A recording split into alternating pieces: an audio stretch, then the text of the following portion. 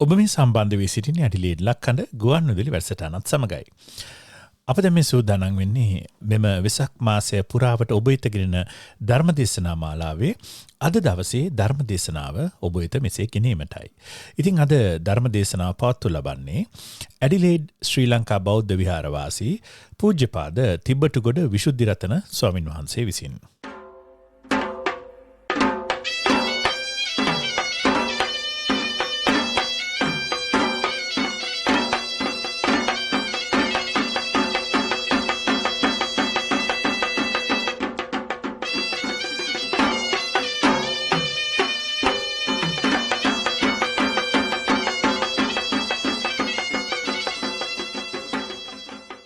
සැදැහැවත් පින්වත්නි, වෙසක් දිනය කියන්නේ ලෝකයේ තිබෙන ගැඹුරුම සත්‍ය අවබෝධ කරගත් ශාන්ති නායකයන්න් සිහිපත් කරන දිනයයි.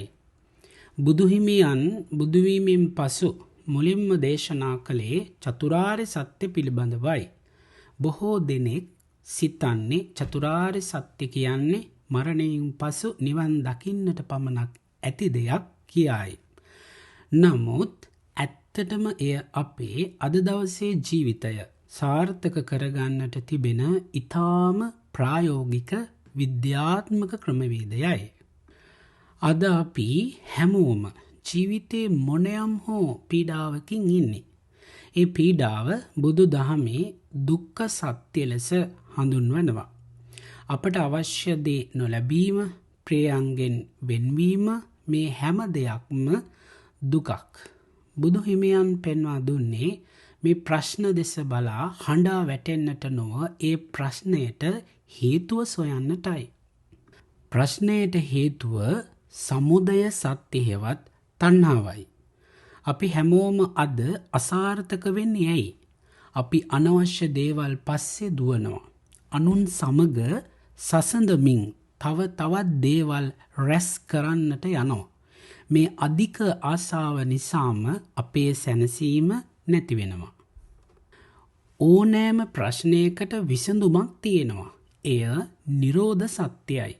අපේ ජීවිතය සාර්ථක කරගන්නට නම් අපි ඒ විසඳුම කරා යන මාර්ගය හඳුනාගත යුතුයි. එය මග්ග සත්‍ය හෙවත් ආර්ය අෂ්ටාංගික මාර්ගයයි. අද අපි මේ වෙසක් දිනය සමරන මේ මාසයේ තුල අපේ ජීවිතයට මෙයින් ගත හැකි පාඩම් මොනවාද?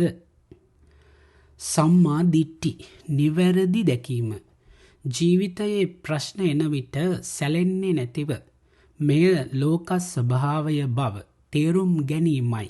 වැරදි දේ වැරදි ලෙසත්, නිවැරදි දේ නිවැරදි ලෙසත් දැකීම අපේ දියුණුවේ පළමු පියවරයි. සම්මා සංකප්ප, නිවැරදි සංකල්පනාව. නපුරු සිතුවිලි වෙනුවට මෛත්‍රී සහ අත්හැරීම ගැන සිතීමයි.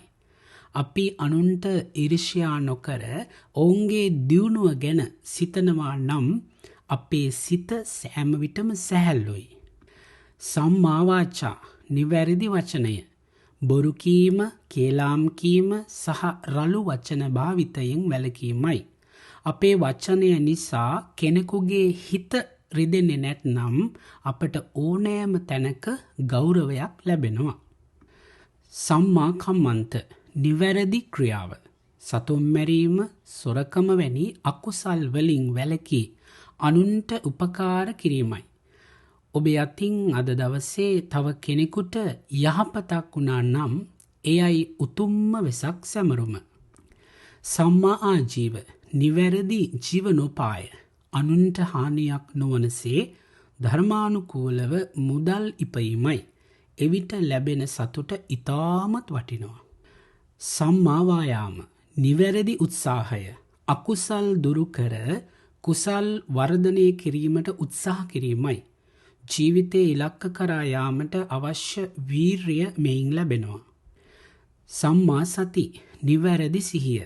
කරන කියන දේ ගැන අවධානයෙන් සිටීමයි. අපට වැරදි වෙන්නේ සිහිය නැති වූ විටයි. අවධානයෙන් වැඩ කරන පුද්ගලයා කවදාවත් අසාර්ථක වෙන්නේ නැහැ. සම්මා සමාධි නිවැරදි ඒකාග්‍රතාවය විසිරුණු සිත එකඟ කර ගැනීමයි. භාවනාවෙන් සිත සංසුන් කර ගැනීම තුළින් අපට පැහැදිලි තීරණ ගැනීමට ශක්තිය ලැබෙනවා.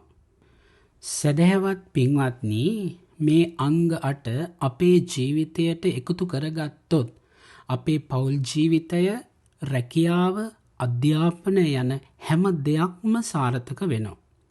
වෙසක් සඳ දෙස බලන ඔබ ඒ සඳේ ආලෝකය වගේ ඔබේ ජීවිතයත් ආර්ය අෂ්ටාංගික මාර්ගයෙන් ආලෝකමත් කරගන්න. පිංතුනි, බුදු දහම කියන්නේ ජීවිතය දෙස දැස් පියාගෙන බලන දහමක් නෙවෙයි. දැස් විවෘත කර යථාර්ථය දකින දහමක්. චතුරාර්ය සත්‍ය කියන්නේ අපේ ජීවිතයේ ප්‍රශ්න හඳුනාගෙන ඒවාට හේතු සොයාගෙන නිවැරදි මාර්ගයේ ගමන් කරලා සතුට උදා කර ගැනීමේ මඟයි. ධම්මෝ හවේ රක්ඛති ධම්මචාරී. ධර්මයේ හැසිරෙන්නා ධර්මයේ විසින්ම රකිනු ලබයි. ඒ උතුම් රැකවරණය පතමින් බුදු හිමියන් පෙන්වූ ඒ නිවැරදි මාවතේ ගමන් කිරීමට අපි අදිෂ්ඨාන කරගනිමු. ඔබ සැමට තෙරුවන් සරණයි.